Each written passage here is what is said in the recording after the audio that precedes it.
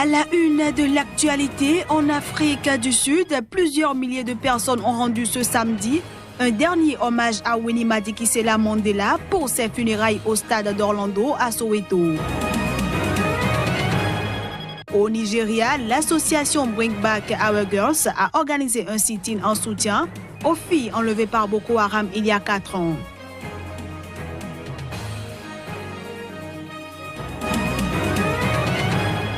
Et puis, afin de venir en aide à la République démocratique du Congo qui traverse une crise majeure, l'ONU a appelé aux dons.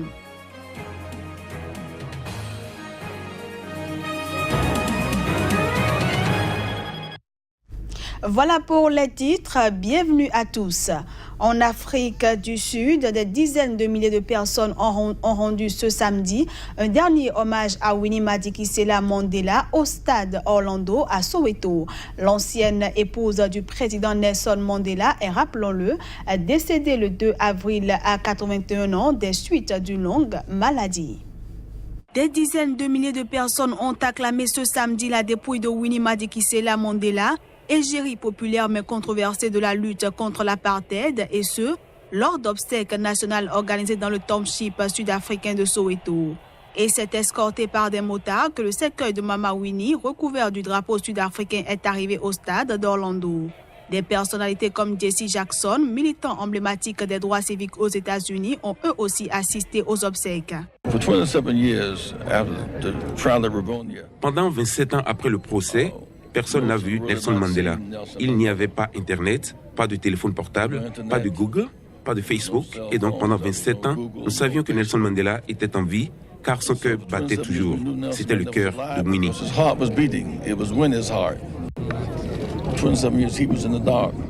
Pendant 27 ans, Mandela était dans le noir. Et c'était Winnie qui a gardé le nom de Mandela en vie. Avec sa force et son courage, elle a redéfini la lutte. Elle a rendu cette lutte mondiale, incarnant la joie de la libération. Cette cérémonie conclut 10 jours de deuil national décrété en souvenir de celle qu'on surnommait la mère de la nation, décédée le 2 avril à 81 ans des suites d'une longue maladie. En place depuis un peu plus de 3 mois, l'administration Weah n'aura pas connu d'état de grâce avec les médias libériens. Face aux accusations de vouloir museler la presse, l'ancien footballeur a dû leur promettre une totale liberté de critique. Reportage.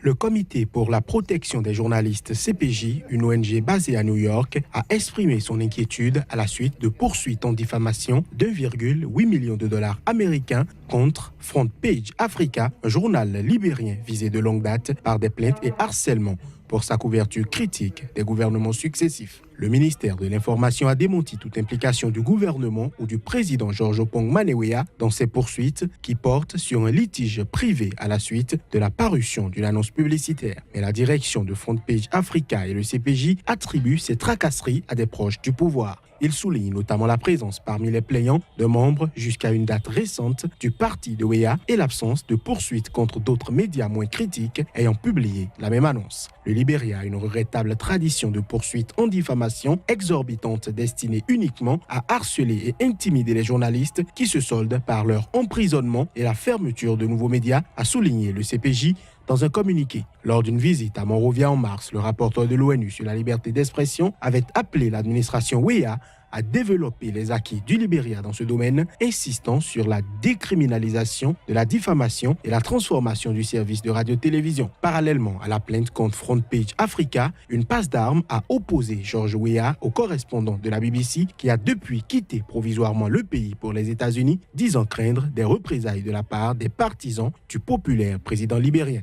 George Weah a tenté une nouvelle fois d'apaiser les craintes de la profession en recevant dans son bureau, en milieu de semaine, les responsables de tous les médias du pays. Jamais je n'utiliserai ma position pour persécuter ceux qui me critiquent, a-t-il assuré, se présentant comme un homme au cœur tendre, d'origine modeste, avec des amis dans tout le pays. Hier divisé, le camp des opposants au Bénin se resserre dans le but de proposer à la nation une alternative crédible capable d'enrayer la gouvernance malsaine de la rupture. À Djefa, le président Ajavon a accueilli les distingués Enenise Soglo, Thomas Boniyahi, Rosine Soglo, Albert Voidre et bien d'autres. Cette union sacrée des forces vives de la nation sera enrichie par la participation de nombreux acteurs sociopolitiques. Il s'agit de réfléchir à mettre démocratiquement fin à un régime qui s'illustre par le népotisme, la prévarication et le non-respect permanent des décisions légales de justice. Nous vous proposons un extrait des propos du porte-parole de la coalition, l'honorable Léon Basile Arossi. Nous demandons au président de la République de prendre la mesure de ces choses et de faire installer sans délai le COS-LEPI conformément aux décisions de la Cour constitutionnelle, de faire procéder à un audit préalable de cette LEPI en vue des élections législatives et présidentielles constitutionnelles qui sont insusceptibles de report, de redonner la parole au peuple en convoquant d'urgence une assise nationale des forces vives en vue de redéfinir de nouvelles bases consensuelles de gouvernance du Bénin. En cas de non-satisfaction des exigences, le peuple béninois, maître unique de sa souveraineté, sera invité à prendre ses responsabilités conformément à la Constitution. Oui, c'est en respect de l'article 66 de cette Constitution qui stipule, citation, « En cas de coup de force quelconque, pour tout Béninois, désobéir et s'organiser pour faire échec à l'autorité illégitime constitue le plus sacré des droits et le plus impératif des devoirs. » Dans l'unité, chaque jour à la tâche, pour la prospérité construisez sans relâche. Allons à présent au Nigeria où le groupe Bring Back Our Girls a organisé un rassemblement en soutien aux lycéennes de Chibok enlevées par Boko Haram il y a 4 ans.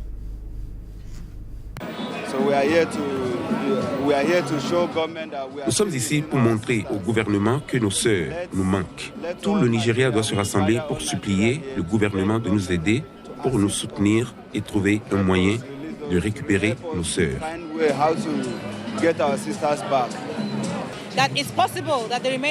Il est possible que les filles restantes soient ramenées d'où elles ont été séparées pour servir d'outil de négociation. Nous allons prier pour que ça arrive. Le gouvernement a dit qu'il était prêt à négocier, qu'il voulait mettre un terme à ce cauchemar. Et il veut faire tout ce qu'il peut pour s'assurer qu'aucun autre enfant ne soit kidnappé dans son école. Lors d'une conférence humanitaire à Genève, l'ONU a appelé aux dons afin de venir en aide à la République démocratique du Congo qui traverse une crise majeure et ce, sans tenir compte du discours souverainiste de Kinshasa. La République démocratique du Congo expérimente l'une des plus graves crises humanitaires au monde. C'est ce qu'a déclaré le secrétaire général des Nations Unies dans un message vidéo à la conférence co-organisée avec l'Union européenne, boycottée par Kinshasa. Selon Antonio Guterres, qui pourrait se rendre dans les prochains mois en République démocratique du Congo, des millions de gens souffrent et le manque de financement est le seul obstacle majeur. La République démocratique du Congo connaît l'une des plus grandes crises humanitaires au monde. Des millions de personnes souffrent. Plus de 750 000 Congolais doivent chercher refuge dans la région, dont 60 000 sont arrivés cette année. Les communautés humanitaires se sont considérablement développées et les Nations Unies et le gouvernement continueront de travailler ensemble pour aider efficacement ceux qui en ont le plus besoin. Pourtant, le plus grand obstacle est le manque de financement. Je vous exhorte tous aujourd'hui à faire preuve de solidarité avec le peuple de la République démocratique du Congo. Some 7.7 million people are food insecure. Quelques 7,7 millions de personnes souffrent d'insécurité alimentaire. Plus de 4,6 millions d'enfants souffrent de malnutrition aiguë, dont 2,2 millions souffrent de malnutrition aiguë sévère. Le pays est également confronté à des épidémies dans la pire épidémie de choléra depuis 15 ans. Malheureusement, il y a aussi une épidémie de violences sexuelles dont la plupart n'ont pas été signalées et n'ont pas été traitées et dont une grande partie est dirigée contre les enfants. Most of it unreported and unaddressed, and much of it against children. Lors de la conférence de Genève, les organisateurs espéraient 1,7 milliard pour assister, 13 millions de Congolais, dont 7,7 pour manger. Selon l'ONU, le pays compte 4,5 millions de déplacés internes. Mais seulement 230 000 selon Kinshasa, qui accuse la communauté internationale d'exagérer la crise humanitaire et de faire fuir les investisseurs. En République démocratique du Congo, le boycott du gouvernement congolais qui entend aussi refuser toute aide extérieure pour financer le processus électoral aiguise les tensions. Ce journal se poursuit. La situation sécuritaire en Centrafrique reste préoccupante. Lors d'affrontements meurtriers ce mardi à Bangui, les casques bleus ont tiré pour se défendre contre des assaillants. C'est en tout cas l'avis de la Force des Nations Unies en Centrafrique, MINUSCA. Suivons pour plus de précisions le commissaire pour la paix et la sécurité de l'Union africaine et le chef du département des opérations de maintien de la paix de l'ONU. Il était important de noter que cette situation n'est plus acceptable. Donc les forces de paix des Nations Unies ont eu à intervenir. Malheureusement, on a des pertes en vie humaine que nous déplorons. C'est vrai, nous vivons une situation difficile en ce moment en République centrafricaine. Il y a eu des morts. Il y a eu d'abord des morts parmi nos casques bleus. Et puis beaucoup de blessés. Mais il y a eu aussi des morts centrafricains. Il y a malheureusement en République centrafricaine beaucoup de civils avec des armes et beaucoup de jeunes notamment qui sont armés et qui sont armés par ces chefs de bande criminels. Et encore une fois, ces morts de centrafricains, nous les déplorons. Donc nous allons travailler dans les prochains jours et nous avons déjà rencontré les autorités centrafricaines hier, Maïcha Guy et moi. Aujourd'hui, nous avons rencontré les communautés du PK5, les associations de femmes, les leaders religieux. Et nous sommes convenus avec la MINUSCA, avec les représentants de l'Union africaine, de travailler pendant les prochains jours de manière très très déterminée à rétablir le dialogue et la confiance et à faire en sorte qu'il y ait une plateforme commune de tous ceux qui veulent la paix. Ils sont très nombreux en République centrafricaine. Quelques 1500 militaires africains, américains et européens entament des manœuvres dans l'ouest et le nord du Niger pour s'exercer face aux menaces terroristes qui planent sur ces régions. Des antennes de formation sont également ouvertes au Burkina Faso où une trentaine de soldats maliens participent à l'exercice Flintlock et suivent une formation au tir. Images et sons. L'exercice Flintlock 2018 vise à renforcer les capacités des pays de la région sahélienne à lutter contre les organisations extrémistes violentes, a expliqué l'ambassade américaine au Niger dans un communiqué. Les opérations de simulation qui vont durer jusqu'au 20 avril permettront aux États engagés de protéger leurs frontières. Pour Flintlock 2018, nous avons élargi notre champ d'application par rapport au Flintlock précédent.